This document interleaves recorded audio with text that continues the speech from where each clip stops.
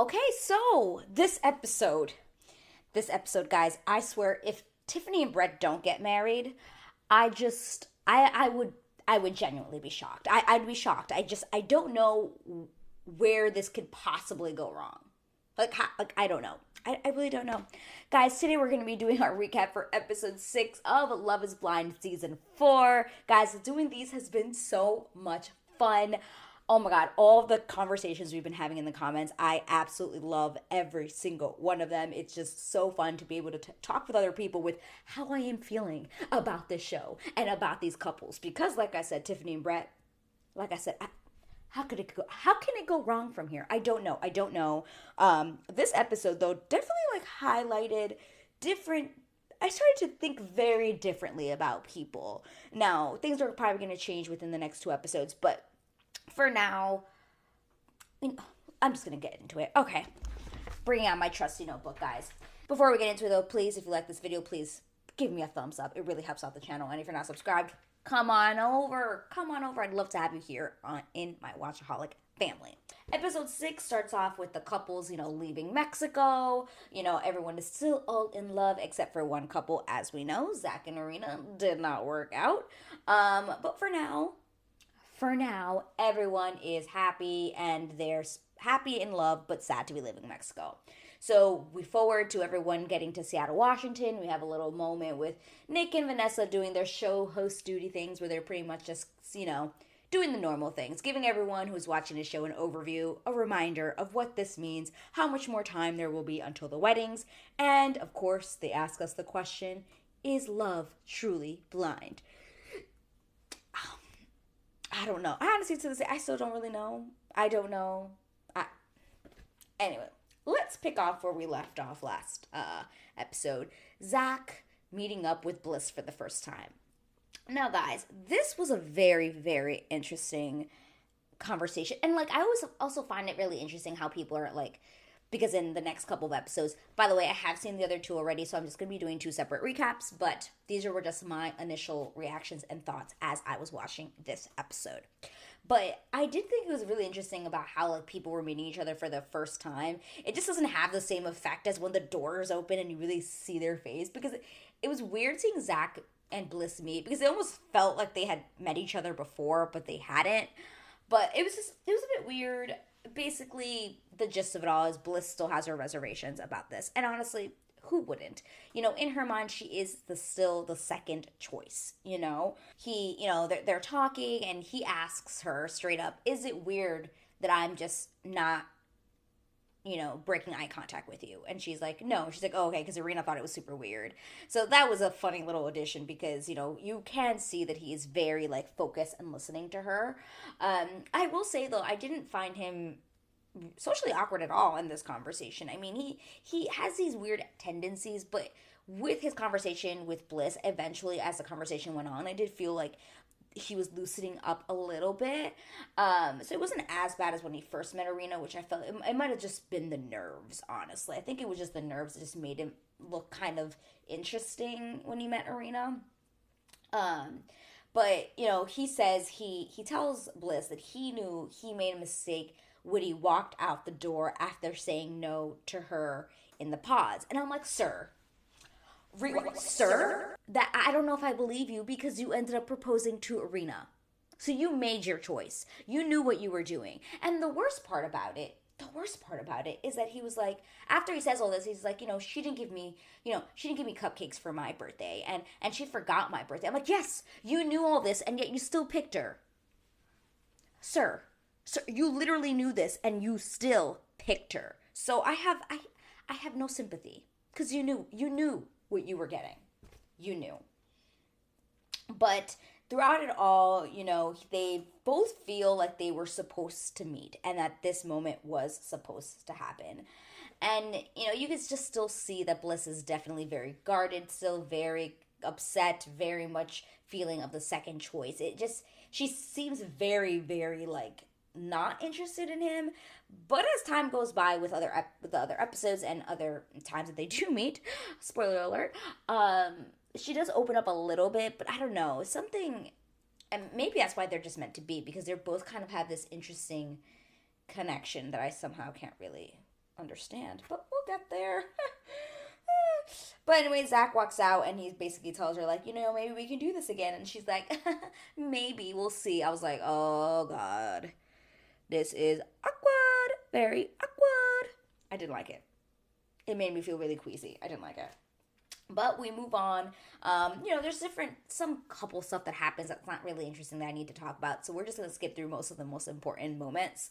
So we have Micah and Paul talking about Irina's confession. So Irina had told Micah that she felt attracted to Paul. And of course, all of us were thinking, how do you tell that to your best friend in the house and the person you were most close to, that you're attracted to her fiance? I don't get it. I don't get it. But anyway, Paul says that there's nothing there and that she was flirting with him in Mexico, and he did feel like it was odd because Zach was around there and Zach is his guy and he would never do something like that to him. And the only reason why he didn't call her out was because he felt very secure with his relationship with Micah and that he has no interest in Irina whatsoever. Which, granted, I guess I didn't really get that vibe either. I mean, I didn't really care too much. But at the same time, it's kind of like I never saw them in the pods connecting, which is why, to me, it felt so shocking that all of a sudden she was interested in him, which Michael will cover later on when she does have her own conversation with Irina, which we will... Oh, we'll talk about that conversation. Oh, we will, ladies and gentlemen. We will. But we move on to Marshall and Jacqueline. Oh, this relationship is crazy. My God, the stuff that goes on in this relationship. But we started off with everything kind of just being like, meh, I don't know. It's every single time we go into scenes with Marshall and Jacqueline, it's always like you've just been placed into the scene after the scene has already started, and you kind of have to like piece together like, what could have happened before this? And I'd never like that because I feel like the editing is not good when it comes to them, because I'm like, what did we miss? Did we miss something? I don't know. But Marshall's telling Jacqueline, my brother-in-law and my sister, they know about the show and that I proposed, and they were very supportive of the decision. And Jacqueline goes on to say that she told her parents, but that her parents are hesitant, and she's just worried about, making sure that she is making the right decision and all of these things. Jacqueline that girl's got issues. Again, therapy needed. We move on to Tiffany and Brett, who are, again, being so cute together and in love. I literally can't say anything bad about them. They're chef's kiss. We talk about Micah and Paul. They wake up the next morning. They're feeling good about their physical connection. And they both decide that evening they're both Micah's going to go talk with Irina, and Zach and Paul are going to meet up for drinks. Now, this couple, to me, they just seem fine. They seem like they're doing well. Not really hitting too much hiccups at this point. But I don't know if it's just like I'm just bored by them, but like, or I just don't feel like there's like anything like really like sizzling of fireworks when they're on screen together. Like you see Tiffany and Brett, and there's just like something like the way they look at each other. There's just like something there that is real. But when they're together, I'm just like, yeah, like they seem happy. Everything seems fine. But I don't get that like, I'm in love with you, girl. Like I don't get that vibe. Let me know in the comment below. Do you get that vibe or do you not get that vibe from Mike and Paul? Because to me, it's looking a little bland. A little boring, a little bland. In my opinion. Just saying. Okay, so then we have Chelsea taking Kwame to her old apartment. And this was actually was very sad to hear, but you go in and everything's like really pink, just like Chelsea. Chelsea like loves pink. I remember like she was wearing that hot pink dress when she met him. Like she clearly loves the color pink. It's clearly her thing, right? But they go to her apartment and Kwame asks her like, oh, so where did this pink thing start? Why is everything in your apartment pink? And she goes on to say that basically her last relationship, her boyfriend was very controlling in the way that she could decorate the place, and she could never feel like she could be herself. It just basically seems like she was in a very toxic relationship with this guy who was very controlling. And when she ended that relationship, this was the next apartment she got, and it was the first time that she could be free to decorate her home the way she's always wanted. And I was like, damn, I like Chelsea. I really do. She's one of my favorites. She's a very strong woman. She always asks the right questions. I just always feel like she knows what she's looking for. She always has like a clarity, a strength to her, that I really appreciate. And it's so sad to me because I know that Kwame is going to say no at the altar.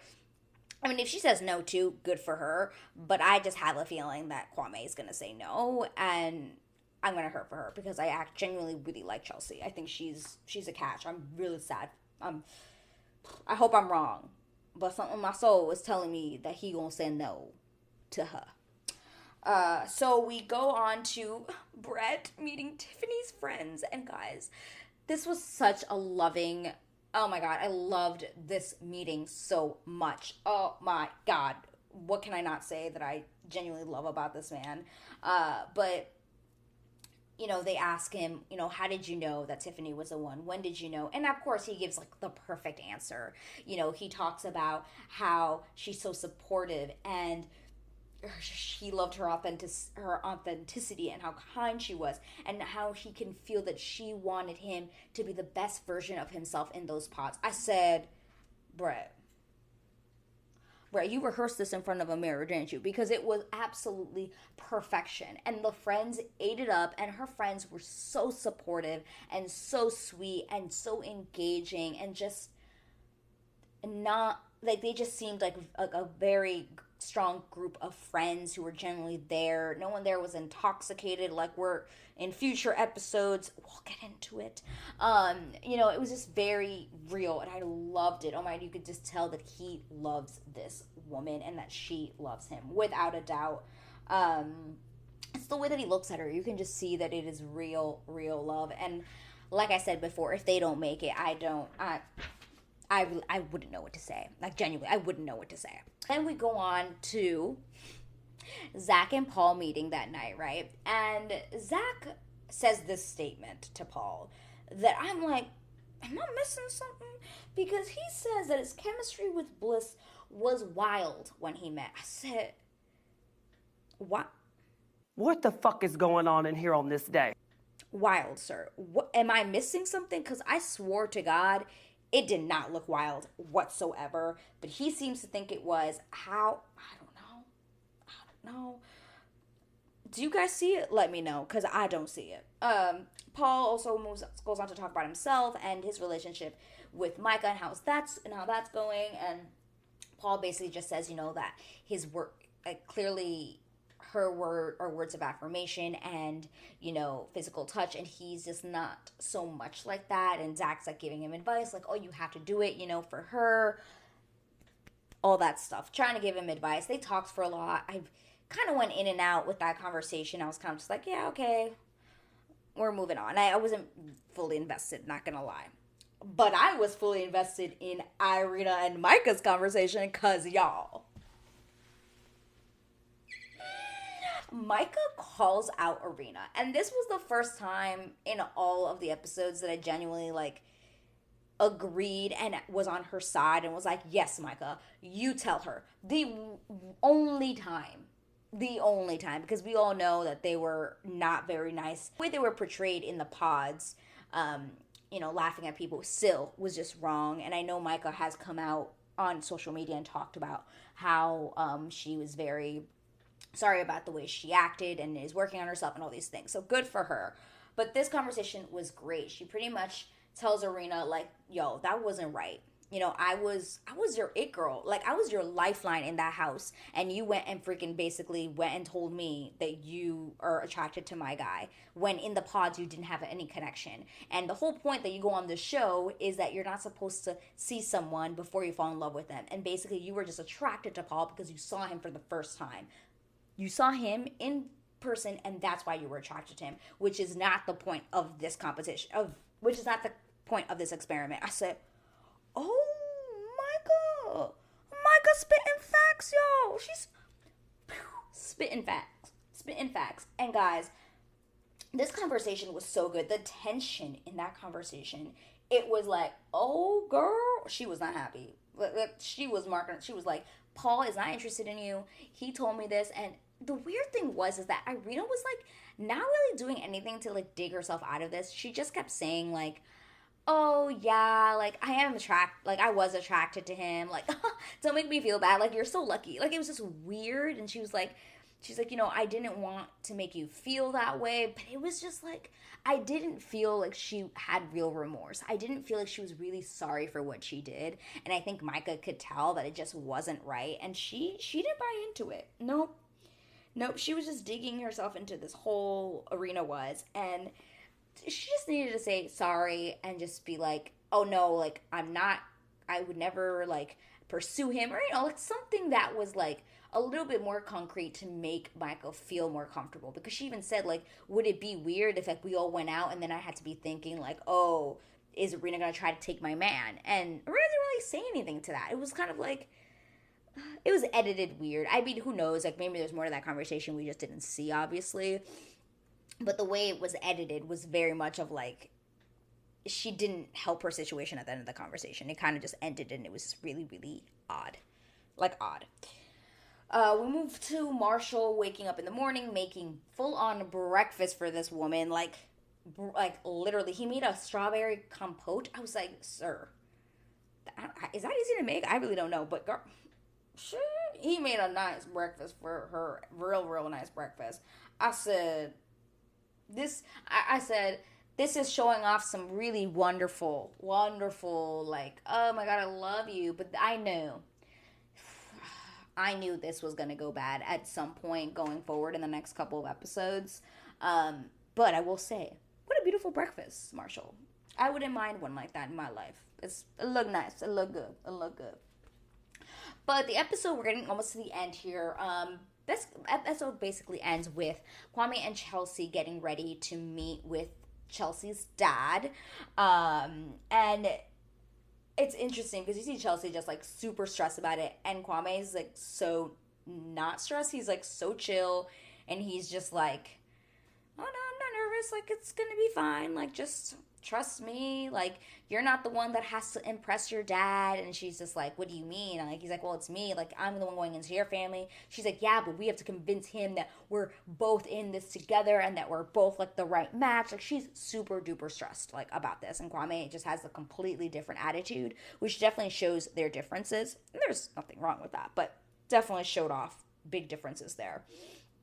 But this girl is like talking all this stuff about like, oh, my dad, like, he's always been really nice to my exes, but I don't think he actually ever really liked them enough to be like my husband. And like playing her dad off to be like very, very like, how would I say it? Like, he's gonna ask all the right questions. He's gonna come in here. He was happily married for a very long time. Like, he knows the questions to ask. So we have to be ready. Like, she's super, super stressed. Yeah, so that's basically how the episode ends, with us, now having to wait for the dad. The doorbell rings, and they're like, end of episode. This episode was kind of one of the slower ones out of all three for me. It does pick up, and guys, if you're not subscribed already, please subscribe so you can see when I post my episode 7 recap, which should be coming up soon, as well as my episode 8. Yeah, I thought this episode was more on the slower side because I think we're just starting. It's a lot of the same stuff. We're going to go to the apartments. We're going to probably be disagreements. We're going to meet some of our families. It's going to be kind of one of those episodes where it can be a little bit slow. Do Zack and Bliss have a future? I don't know. To be honest, I really don't know. I don't know. Micah and Paul, like I said, they seem fine, but they just seem kind of bland to me, kind of boring. Tiffany and Brett, to the end of time. I hope they're together right now, and I hope they're getting ready to have babies. I swear to God, this can't go wrong. It really can't. Then we have Chelsea and Kwame. I'm pretty sure I have a feeling he's going to say no, and she's going to say yes. Marshall and Jackie in this episode seemed fine, I guess, but I know stuff's a brewing, and it ain't gonna be good. It ain't gonna be good. But guys, thank you so much for listening to this recap. Like I said, Guys, I've been enjoying talking to you guys in the comments so much. I want to say hello to all of my new friends that have joined my Watchaholic family. It's so nice to have more people join in here, and it's just fun to talk to other people about this show, about any other show. It's just so much fun, and I appreciate you guys so much. Oh, and if you have not watched any of my other previous recaps, you can check out those videos right over here. But guys, I will see you in the next video. Bye!